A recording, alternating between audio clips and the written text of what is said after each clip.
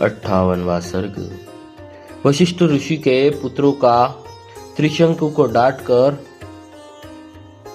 डांट बताकर घर लौटने के लिए आज्ञा देना तथा उन्हें दूसरा पुरोहित बनाने के लिए उद्यत देश देख शाप प्रदान और उनके शाप से चांडाल हुए त्रिशंकु का विश्वामित्र जी की शरण में जाना।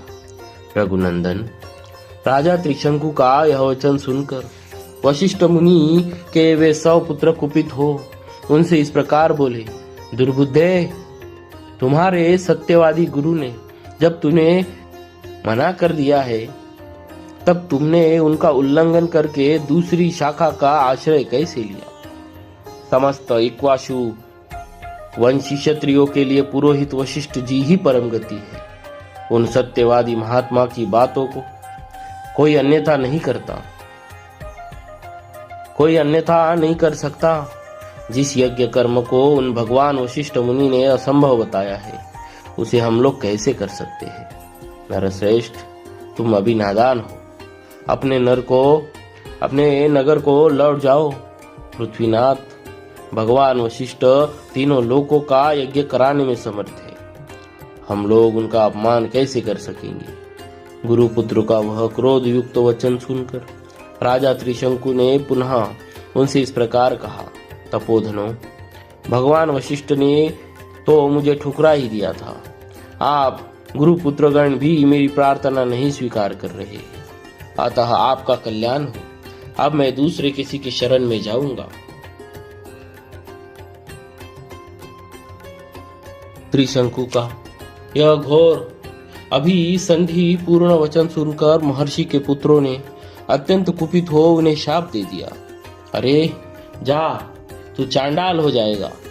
ऐसा कहकर वे महात्मा अपने अपने आश्रम में प्रविष्ट हो गए। तदनंतर रात व्यतीत होते ही राजा त्रिशंकु चांडाल हो गए। उनके शरीर का रंग नीला हो गया, कपड़े भी नीले हो गए, प्रत्येक अंग में रुक्षता आ गई, सिर के बाल छोटे छोटे हो गए, सारे शरीर में चिता की राख सी लिपट गई, विभिन्न अंगों में यथास्थान लोहे के गहने पड़ गए। श्री राम अपने राजा को चंडाल के रूप में देखकर सब मंत्री और पूर्वासी जो उनके साथ आए थे उन्हें छोड़कर भाग गए। कुकश्य नंदन, वे धीर स्वभाव नरेश दिन रात चिंता की आग में जलने लगे और अकेले ही तपोधन विश्वामित्र की शरण में गए। श्री राम, विश्वामित्र ने देखा राजा का जीवन निष्फल हो गया है। उन्हें चांडाल के रूप में देखकर उन महातेजस्वी परम धर्मात्मा मुनि के हृदय में करुणा भर आई। वे दया से द्रवित होकर भयंकर दिखाई देने वाली राजा त्रिशंकु से इस प्रकार बोले, महाबली राजकुमार, तुम्हारा भला हो। यहाँ किस काम से तुम्हारा आना हुआ है। वीर अयोध्या नरेश, जान पड़ता है तुम शाप से चांडाल भाव को प्राप्त हुए हो। विश्वामित्र की बात सुनकर चांडाल भाव को प्राप्त हुए और वाणी के तात्पर्य को समझने वाले राजा त्रिशंकु ने हाथ जोड़कर वाक्यार्थ कोविद विश्वामित्र मुनि से इस प्रकार कहा, महर्षि, मुझे गुरु तथा गुरुपुत्रों ने ठुकरा दिया। मैं जिस मनोभीष्ट वस्तु को पाना चाहता था उसे न पाकर इच्छा के विपरीत अनर्थ का भागी हो गया। सौम्य दर्शन मुनीश्वर, मैं चाहता था कि इस शरीर से स्वर्ग को जाऊं, परंतु यह इच्छा पूर्ण न हो सकी। मैंने सैकड़ों यज्ञ किए हैं किंतु उनका भी कोई फल नहीं मिल रहा है। सौम्य, मैं क्षत्रिय धर्म की शपथ खाकर आपसे कहता हूँ कि बड़े से बड़े संकट में पड़ने पर भी न तो मैं पहले कभी मैंने मिथ्या भाषण किया है और न भविष्य में ही करूंगा।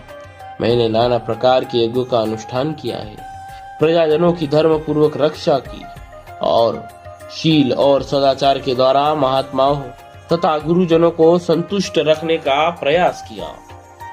इस समय भी मैं यज्ञ करना चाहता था, अतः मेरा यह प्रयत्न धर्म के लिए ही था।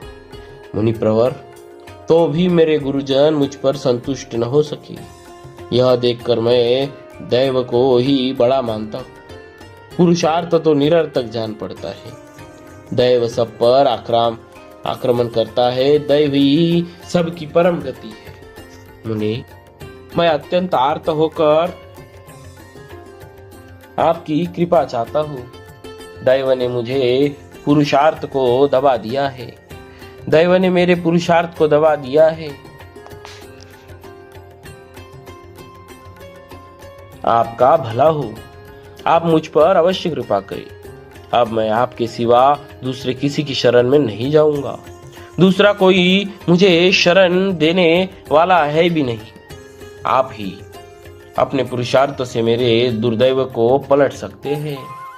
इस प्रकार श्री वाल्मीकि निर्मित आर्ष रामायण आदि काव्य के बालकांड में 58वां सर्ग पूरा हुआ। बोलिए श्री सीताराम जी महाराज की जय। भक्तवत्सल भगवान